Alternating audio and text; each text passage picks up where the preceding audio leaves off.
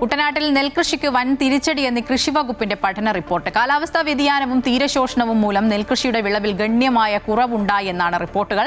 2019 മുതൽ തന്നെ വിളവിൽ വലിയ കുറവ് കുട്ടനാടൻ പാടങ്ങളിലുണ്ടായതായും പഠനം വ്യക്തമാക്കുന്നു. മുൻപ് ഹെക്ടറിന് ശരാശരി 5 ടൺ നെല്ല് ലഭിച്ച പാടശേഖരങ്ങളിൽ വിളവ് 3 ടണ്ണോളമായി ചുരുങ്ങി.